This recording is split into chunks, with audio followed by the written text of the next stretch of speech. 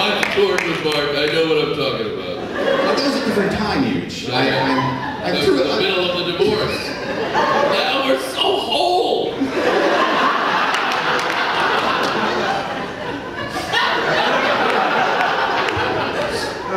Well, I just got through my second marriage. Now, the first one, I made a mistake. I married a Jew, and easy. I'm a Jew. I just found that if you're a Jew and you marry a Jew, that means everything you hated about going home is now in your house.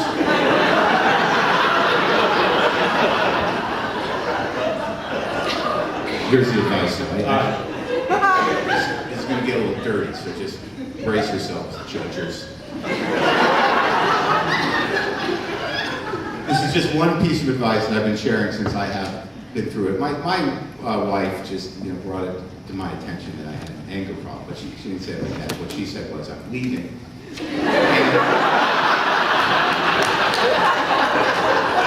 just took her vagina and left. I didn't think she would leave, but I mean, we were married, I knew she could get detached from it. But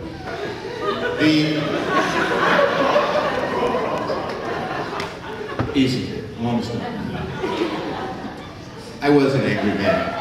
I'm saying this to reach out to other angry men. I see it as my service, because I know there are angry men out there, and you found a woman that will function as your pain sponge, and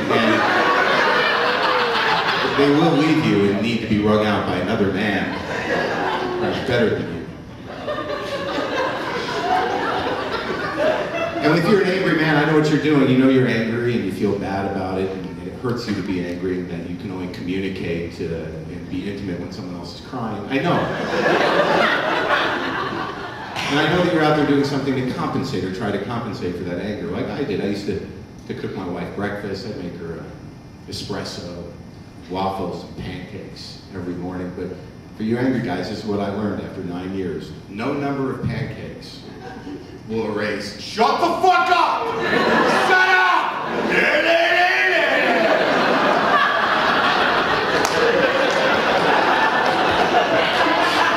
Once those start stacking up in a woman's heart, you could have a truckload of pancakes delivered, and she will still take her vagina and leave. Perhaps with the pancake truck driver. This is good advice. Enough said. Good advice. Enough said. Yeah.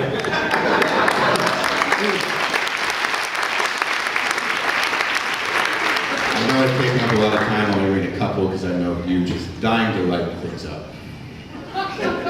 No. I'm going to let this continue forever. Let's try this one. Dear Mark, my wife left me for a woman. And though I think I should feel terrible about this, my friends tell me that I shouldn't take it personally. She isn't rejecting me, she's rejecting all men. I suppose I have a point, but I am wrong to think.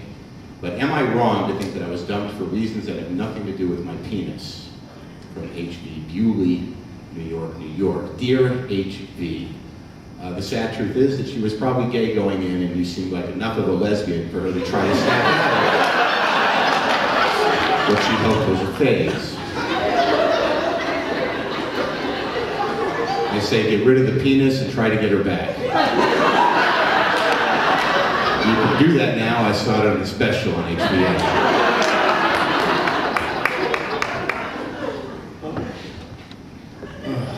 Dear Mark, my boyfriend makes me talk dirty to him during sex, but I can't think of anything to say that isn't a cliche or doesn't make me sound like a porn star. Can you suggest some can you suggest some conversational topics for sex that are both clever and filthy? Andrea Gordon, Provo, Utah.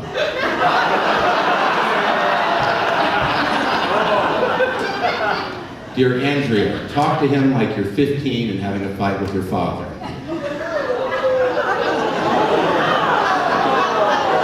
Too weird? Too weird. It's so funny when something scrapes the truth comedically, how offended you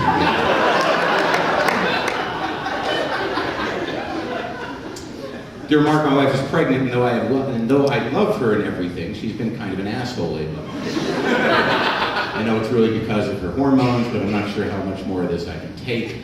How can I tell her to fuck off in the most polite, I still love you because you're the mother of my child, but come on, you're being a cunt kind of way. That get a wow? That's from Jack Caldwell in Chicago. Dear Jack, just know that any missteps on your part during this harrowing period of pregnancy will be held against you for the rest of your life. Any action you take along the lines you were thinking will be seen as selfish, immature, insensitive, and perhaps unforgivable. Be politically minded here. Have a little vision. Think about the future. Your wife feels fat, farty, unattractive, and uncomfortable. Do whatever she wants you to do and make her feel loved and sexy. Meanwhile, nourish your resentment of her.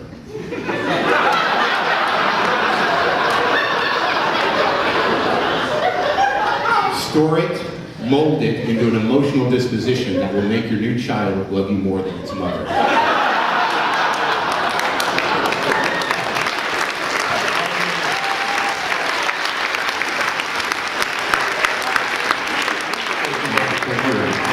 I appreciate you.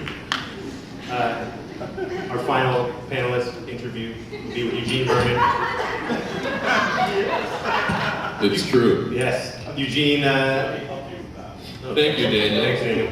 Comedy Central. He had his own half-hour special on that network. Also appeared on Conan O'Brien, a regular recurring role on HBO's Flight of the Conchords. Yes, an excellent show.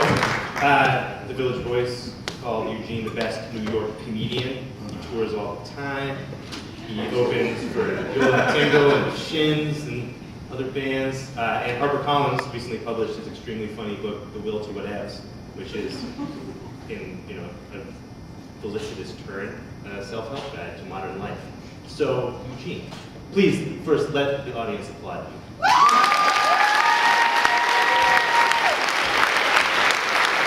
Thank you for coming to Litquake. You're welcome. I appreciate it. Yeah, sure. No, I'm glad to be here.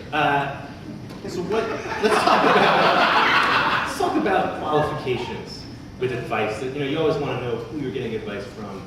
What qualifies you both to write the advice in The Believer and then to publish an entire book of sort of self-help advice?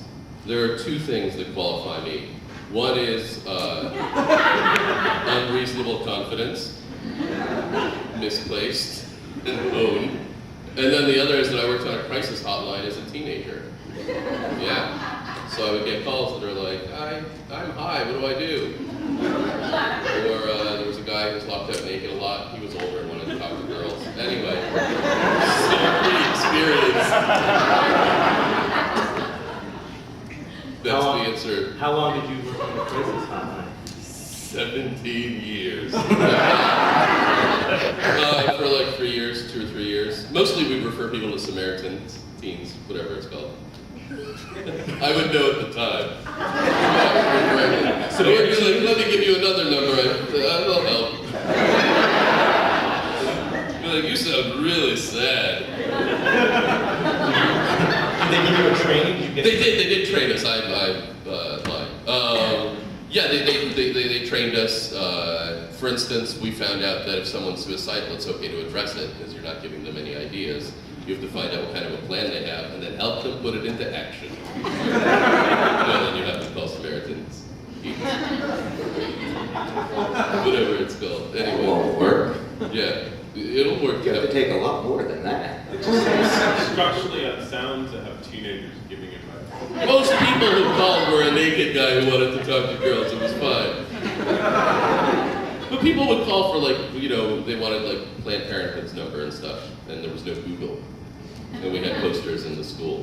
I'm sorry I made this very serious. There was no Google really brought everybody down. There's no Altavista either. Eugene, do you turn to the internet for advice? It seems like the internet's probably number one advice given in Oregon these days. I think I turned to it for answers, But not not advice. Sorry. What's the difference between answers and advice? Well, answers is like, where's this restaurant located? Not like, I wonder if this restaurant's located, what I should do.